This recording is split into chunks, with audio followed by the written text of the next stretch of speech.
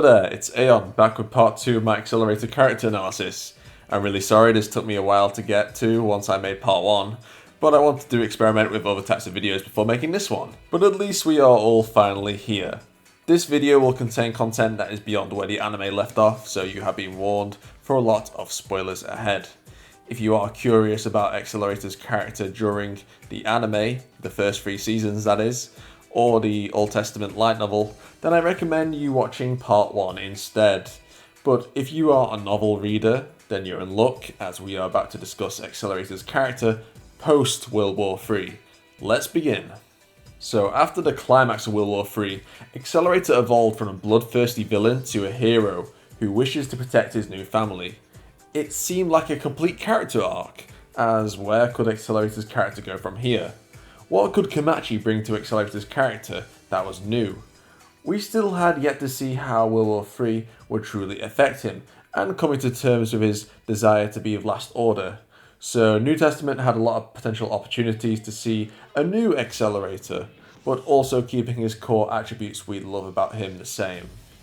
In the Freshman arc, we see Accelerator living a somewhat normal life at the beginning, which is quite strange to see him in a peaceful setting with different antics with Worst and Last Order.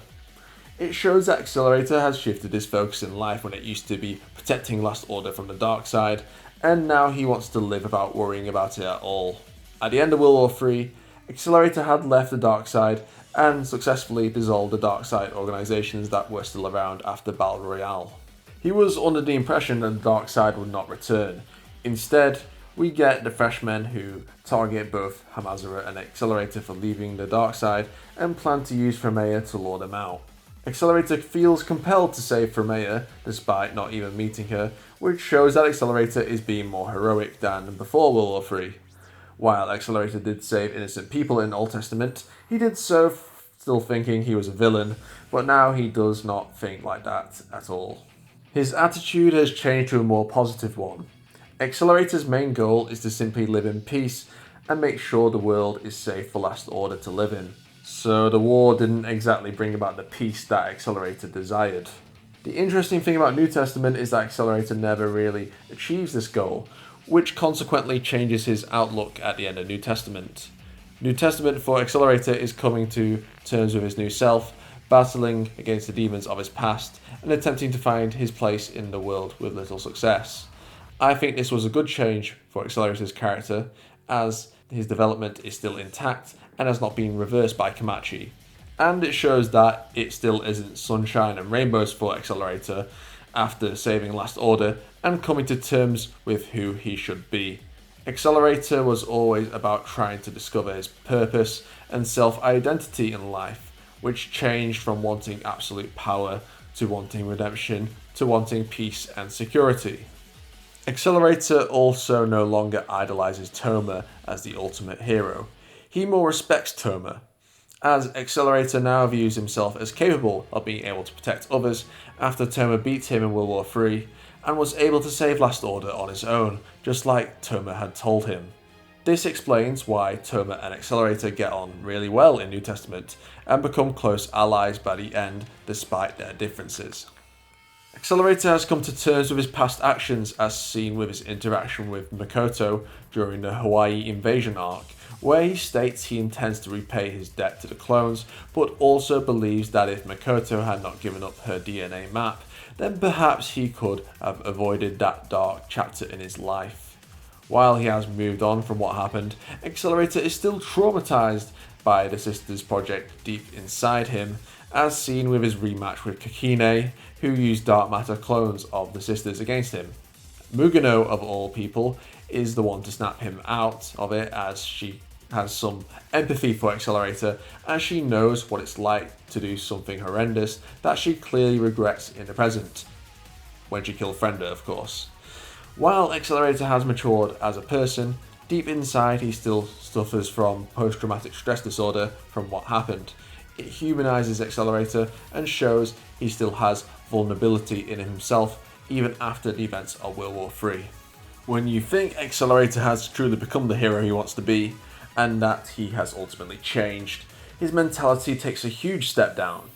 It makes sense considering that World War III was not a long time ago, and people do not get over their demons easily, even when they make a dramatic shift to their mentality like Accelerator did. He doubts if Last Order and Worst have truly forgiven him for his crimes, and considers going to fight against the higher-ups of Academy City again, and potentially putting his loved ones in danger. He believes that this will uncover the truths of the Sisters Project as doing one good thing before he goes to hell. Accelerator's first meeting with the will of the Misoka Network further emphasizes Accelerator's struggle with his identity. If Accelerator takes the easy path of destruction, he will ruin the new life he has and only prove the higher-ups right that he is a monster who only knows how to kill and destroy. And Will states it's especially easy for Accelerator to choose that path since that's what he was developed to become for most of his life.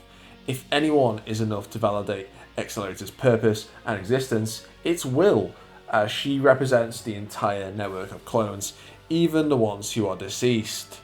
And it comes across that Will hasn't fully forgiven Accelerator either by threatening him to show him the memories of the dead clones. She just wants Accelerator to live a decent life instead of falling back into the darkness forever. It's a really effective scene that fleshes out the inner conflict faced by Accelerator and how easy it would be for him to go back to his old ways, but Will is enough to support him to not lose what he gained at the end of World War III. While Accelerator's development is not on the same scale as it was in Old Testament, Accelerator certainly becomes a more subtle character, and one that is still interesting on screen due to his change and the internal battle with himself that he faces every minute of his life. Accelerator once believed his power was only capable of killing and was not suitable to be used to protect or benefit others, but as seen in the Ophinus arc, Accelerator loses on purpose to Toma to try and prompt Academy City not to continue chasing after him. This was a method approved by Will, as Accelerator did not go against the higher-ups to fight them like he clearly could have done, but chose to let himself lose so Toma could benefit as a result. It shows how Accelerator has changed in his outlook that he would help Toma in such a way. Accelerator's screen time is quite limited in portions of New Testament, but he becomes a mainstay during the Processor and Choronzon arcs. I love the scene where Accelerator meets Alistair for the first time, pointing a gun at him, ready to shoot him, if not for Hamazara and Toma being there. Alistair is literally responsible for all the pain and darkness in Accelerator's life, just standing there in front of him in the flesh. I honestly think it's a miracle that Accelerator didn't shoot him, but Accelerator knew that Alistair was important for dealing with Choronzon, so he managed to restrain himself, but threatening that he would remind Alistair of what true fear is later on. But the tension between them surprisingly loosens as Alistair understands Accelerator almost better than anyone, and Accelerator himself learns a lot about who Alistair truly was prior to the Choronzon problem. Alistair even gives advice to Accelerator and even acts as a father figure towards him. Alistair suggests that Accelerator isn't consumed by a spiral of hatred like he is, and Accelerator has the chance to create a new life for himself where he is accepted by those around him. Alistair is not ordering Accelerator around, he simply wants Accelerator to not be tied down by the darkness and what Academy City says to follow the unfamiliar path in his life. There are some parallels with Alistair's talk to Accelerator and Will's talk, suggesting that Accelerator should not let the darkness consume him before it's too late. I think in this moment, despite everything Alistair has done to him behind the scenes, Accelerator starts to respect Alistair as he realizes Alistair is a lot like himself. Everyone is fearful or hates Alistair. Alistair feels like he will forever be consumed by darkness and hatred, and he has caused a lot of pain to people around him, and yet he wants everyone to follow their own thelema, or path in life basically, their true will, regardless of any other law. As the saying goes, do what thou wilt shall be the whole of the law, love is the law, love under will. That's why Alistair said to Accelerator he could go and accomplish what he wanted in England, and that's why in Alistair's most vulnerable moment when Mathers appears, Accelerator defends Alistair and calls himself a fruit of Alistair's labour. Accelerator can emphasise with Alistair, as Alistair simply wants to save Lola and Lilith from Coronzon, much like how he would want to protect Last Order as a father figure. And Alistair made a good point earlier to Accelerator. Without Alistair, who does Accelerator have to blame for his past? Accelerator made the choice to kill the sisters, not Alistair. Alistair cannot be blamed entirely either. Alistair now wants Accelerator to develop beyond his past and to find that method independently. And that is the reason why Accelerator protects Alistair in this moment. Accelerator also emphasises with Clipper Puzzle 545, as she is an artificial life form, much like how the sisters are artificial life forms, and gives her a chance to have a new purpose in life by making a contract with him, again having parallels with Misako Worst's relationship with Accelerator. After obtaining Platinum Wings, and with the defeat of Coronzon, Alistair is dying, and Accelerator chooses not to kill him, as Alistair does not fear dying, and finishing him off would not satisfy Accelerator. Alistair points out that Accelerator had the chance to take away what Alistair loves the most, Lilith, but chose not to. It shows that Accelerator is not as cruel to kill a baby simply for revenge. Alistair names Accelerator as his successor to make Academy City a place where everyone can smile. With this new responsibility, Alistair now has the identity and purpose he has longed for. He is no longer restricted by the rules of Academy City, and he can finally correct the wrongs that had plagued Academy City under the rule of Alistair. But now he has the duty to protect all 2 million students in the city rather than just one family. In Genesis Testament, Accelerator's character took quite an unexpected turn. As board chairman of Academy City, he separated himself from Last Order and placed himself in a prison, waiting to go to court for his involvement in a sister's project.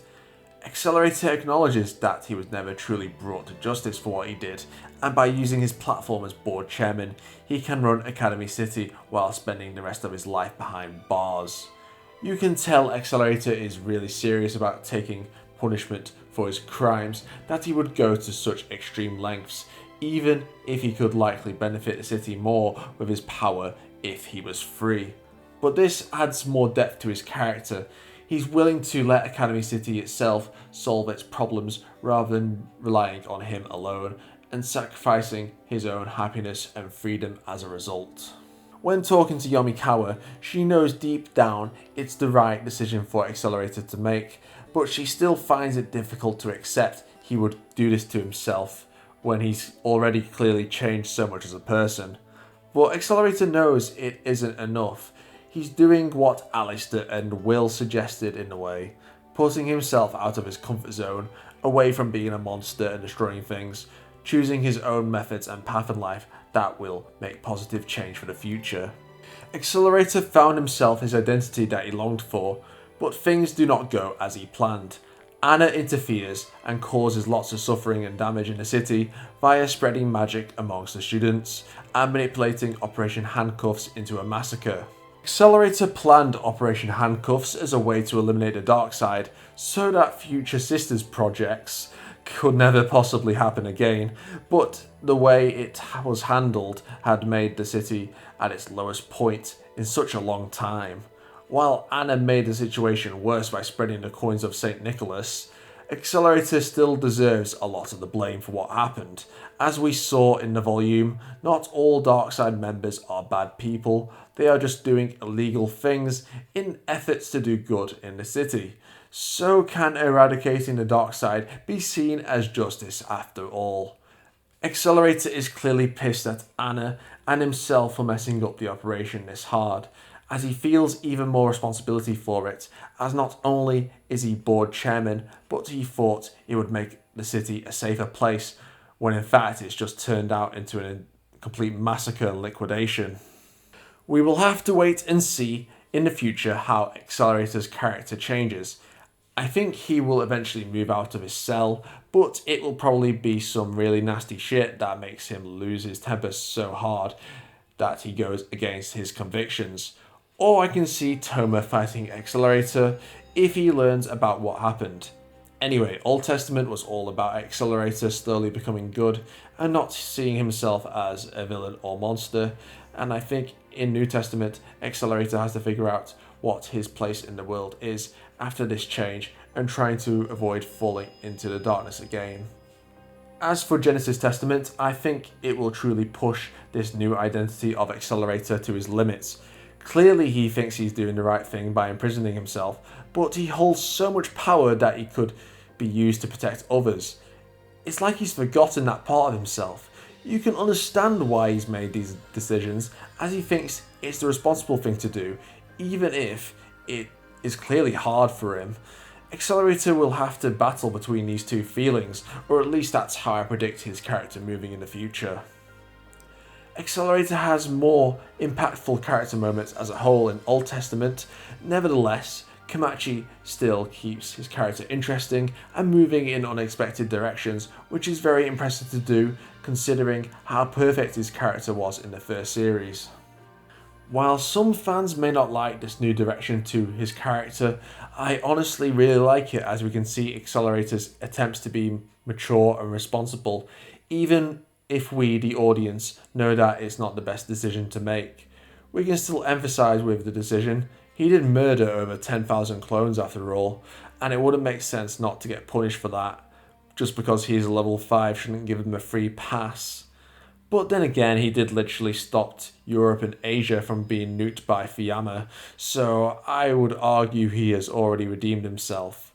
So overall, Accelerator remains to be one of the best characters in the series, and continues to be fresh and compelling to read when he's making an appearance in the novels. So, where do you see Accelerator's character heading in the future? Thank you for watching, and I'll see you in the next video. Bye bye.